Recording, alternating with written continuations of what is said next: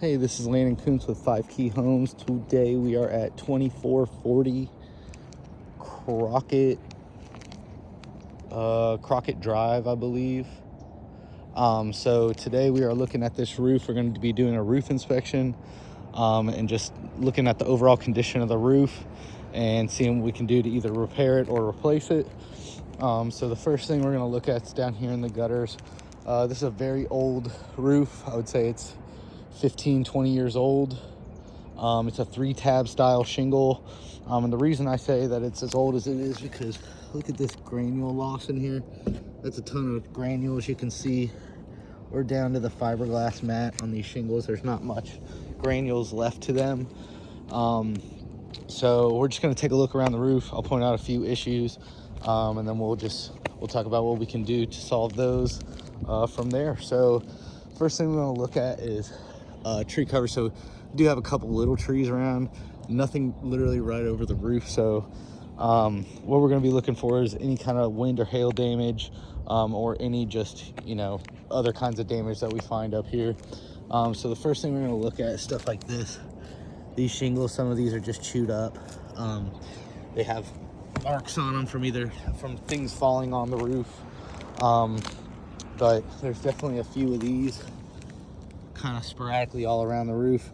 Again, see how little granules are left on there? That's just the fiberglass mat right there. So when you get down to the fiberglass like that, you're nearing the end of the age of this roof.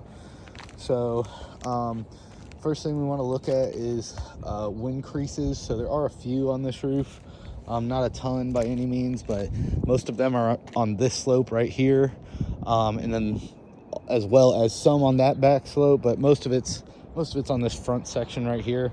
So things we're going to be looking for are stuff like this, where you have a crease going across the top of the shingle like that. That means the wind was able to get underneath the shingle and lift it up to put that crease in there. So like if we look at this one right here, here's another one. See the crease across the top of the shingle, and you can see when we try to lift the shingle's not stuck anymore, it's loose.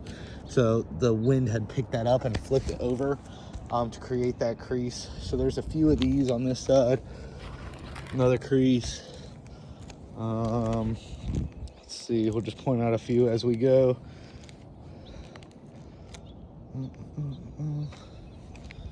There's a few more around here. It's hard to see in this light. So here's another one. Boom, pretty good crease right there. Here's another one. Pretty good crease right there. So things like that are stuff we want to look for. The other things we kind of want to look for are stuff like hail damage. When the shingles have almost no granules on them, it is really hard to find hail damage. But hail damage is going to look like this. So it'll be an impact mark where the shingle is down to the fiberglass. It's actually knocked the granules off. That's kind of what a hail mark would look like, something like that. So this definitely has marks like that kind of all over it, but it's missing so much granules, it's hard to tell, if it's just where the granules are missing or if it's where something hit the roof. These almost have to be where something hit the roof, stuff like that, where it's just a circle with missing granules in the center all the way down to the fiberglass. So these are the kind of things you want to look for. So that's kind of sporadically all over the roof. Looking at the pipe boots, these are some older pipe boots. These are IPS watertight pipe boots. They use rubber grommet screws to screw the pipe boots down.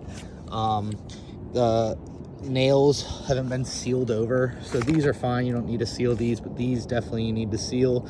So when these nails start to rust, they're going to shrink and pull back out of the roof, and that's in a place that water could get down into the roof and create a leak. So the other thing we can do is add pipe boots or UV collars, onto this pipe to prevent this from dry rotting out. You can tell it's pretty dry, but it still doesn't have any cracks or anything on it yet, so that should still be watertight.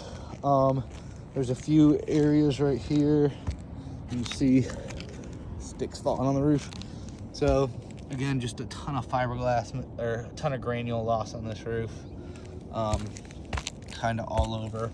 So here's a few impact marks. These are going to be from this tree right here, dropping things onto the roof, but a couple holes in shingles, couple ripped off shingles because of this stuff falling onto the roof. If you look in here, the shingle's broken right on the hip and ridge shingle, and you can tell how much more swollen this plywood is than this. So clearly water's been getting in here. That could rot the fascia and soffit, so that's something we'd want to address. Again, on this back slope, it's got a ton of granule loss all over the whole entire roof, but especially this slope. There are a lot of divots and stuff like this.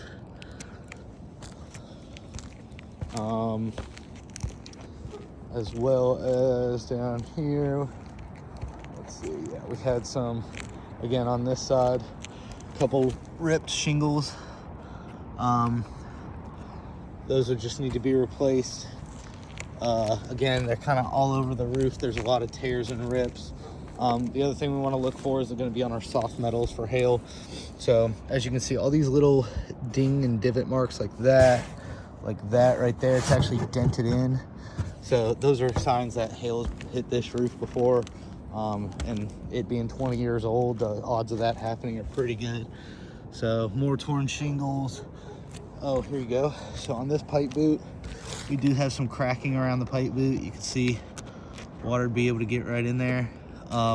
This is why you use the UV collars. It'll just keep that from happening. So this pipe boot would need to be replaced to get that crack out of there, get a new fresh seal on this pipe, and we'll add rain collars to all of them just to make sure. We'll check this one too. Yep, this one's got cracks, even worse. So again, these just dry rot from the sun hitting them all the time.